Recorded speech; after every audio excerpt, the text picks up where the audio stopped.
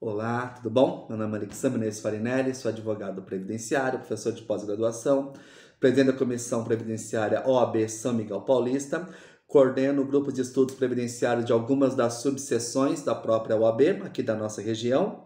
Sou também escritor de obras jurídicas, entre elas prática processual previdenciária, petições previdenciárias comentadas, dano moral previdenciário, aposentadoria rural, perícias médicas e benefícios previdenciários, entre outras obras. Tenho gravado uma série de vídeos colocando o direito previdenciário numa linguagem fácil, simples e acessível, não somente para os profissionais do direito que já atuam na área, mas também para aqueles que estão iniciando na área e muitas vezes, por que não, colocando uma linguagem acessível para aquele que é o destinatário do direito previdenciário. Porque se nós estudamos as normas para alguém, ou seja, os segurados e os seus dependentes previdenciários. Quero falar hoje de um tema que está bombando nas redes sociais, como dizem os jovens, né? Bombando, talvez seja esse o termo que eles usam por aí. Já não me recordo mais, que eu já passei dessa fase, já tem um certo período, mas esse não é o foco. Quero falar sobre os benefícios por incapacidade temporária sem realização de perícia médica presencial, ou seja, mais conhecido como auxílio-doença à distância. No passado recente, nós já tivemos essa modalidade de requerimento do benefício. Dentro do meu escritório, eu tive uma série de problemas com eles, porque muitos dos segurados que faziam esse requerimento muitas vezes não faziam a leitura da lei, ou as notícias não eram o suficientes, claras, para que eles pudessem fazer um requerimento de benefício de forma clara e completa.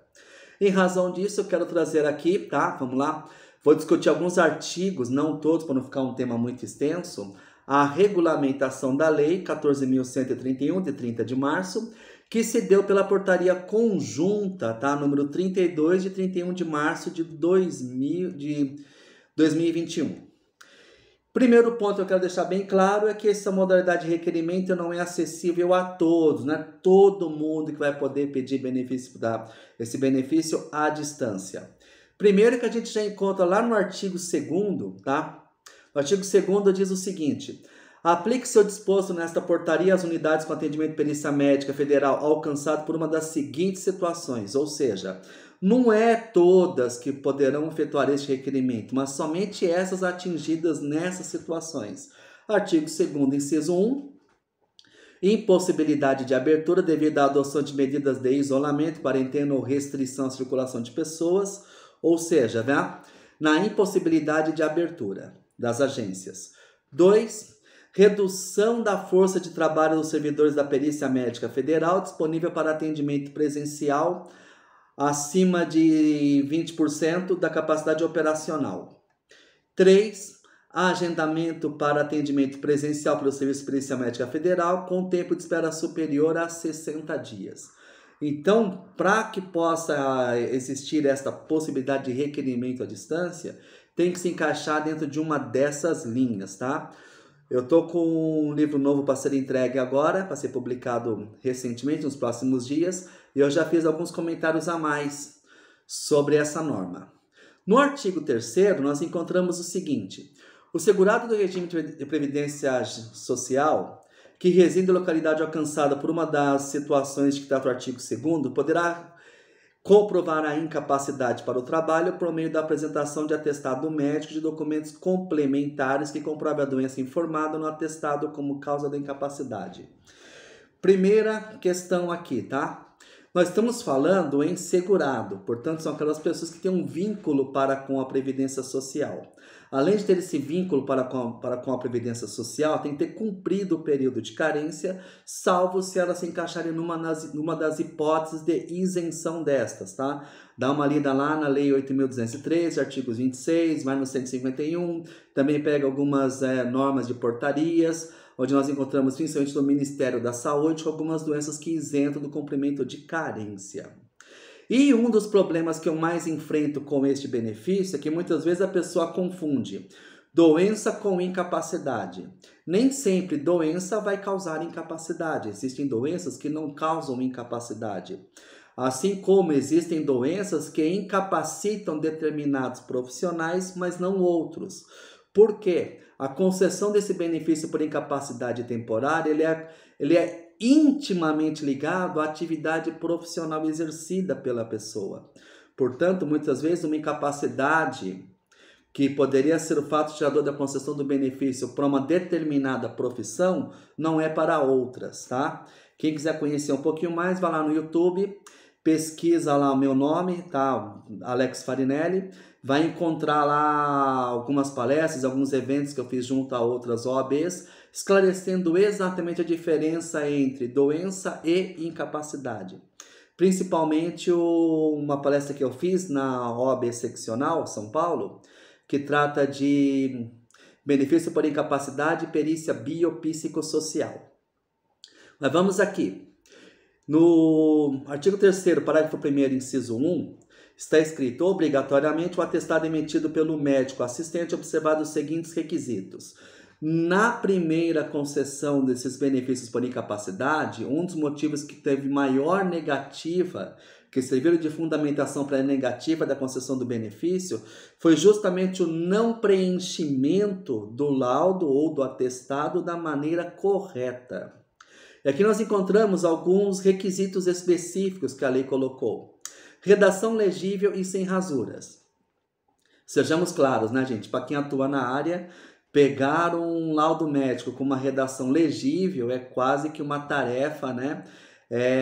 Procurar ali aquela pérola, né, dentro de uma ostra. Normalmente os laudos vêm com uma linguagem técnica, muitas vezes vêm mal redigidos, não conseguimos entender. Para tentar identificar qual é a enfermidade ali constante, a gente vai só na CID e tenta identificar aquilo, né?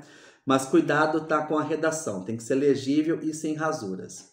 A assinatura tem que identificar o profissional, emitente, com certeza. As informações sobre a doença, preferencialmente com classificação internacional de doenças, que é a CID, né? Hoje nós temos a CID, a Classificação Internacional de Doenças. Eu gosto muito da CIF, Classificação Internacional de Funcionalidades. Eu entendo que preenche muito melhor este requisito e concede mais informações. Tem que ter também o período estimado de repouso necessário, lembrando que não basta colocar lá, olha, está incapacitado por tempo indeterminado. Esse indeterminado é quanto tempo? 5 dias, 10 dias, 15 dias, 1 ano, 2 anos, 5 anos? O ideal é que coloque expressamente o período estimado de repouso necessário. Uma novidade aqui da portaria é que ela veio dizendo o seguinte: inciso 2. Complementarmente, exames, laudos, relatórios ou outros documentos contemporâneos que comprovam doença informada na documentação médica apresentada. Com esta nova redação, nós podemos apresentar complementarmente. Várias pessoas que atuam na área já devem ter visto, né, os laudos judiciais, toda aquela linha dizendo, olha, os exames complementares possuem então somente a função de complementariedade. Ou seja, eles não são a peça fundamental. A peça fundamental para analisar a concessão ou não do benefício é o segurado. É a pessoa sentada ali na frente dele. É a análise clínica na frente dele que vai dizer realmente. Mas os exames complementares têm uma função realmente muito importante. E aqui vai algumas dicas, tá? Junte somente os exames, laudos e relatórios que estejam relacionados àquela enfermidade, àquela incapacidade. Cuidado para não juntar exames que não vão acrescentar nada. Porque muitas vezes você junta 50, 60, 80 páginas de exames que na verdade não acrescentam nada. Na verdade, muitas vezes só confundem o próprio médico perito que está analisando a concessão daquele benefício ou não. Portanto, tá? Cuidado com o material que você está juntando. E aqui, quero só finalizar o nosso vídeo dentro do tempo que eu havia marcado. Este benefício não está sujeito a período de prorrogação. Não cabe prorrogação, tá? Isso nós encontramos lá no artigo 3º, parágrafo 3º desta portaria. Quero encerrar o vídeo neste momento e depois eu vou gravar novos vídeos na sequência. Portanto, benefícios por incapacidade temporária em caráter excepcional à distância. Grande abraço, fique com Deus, tudo de bom.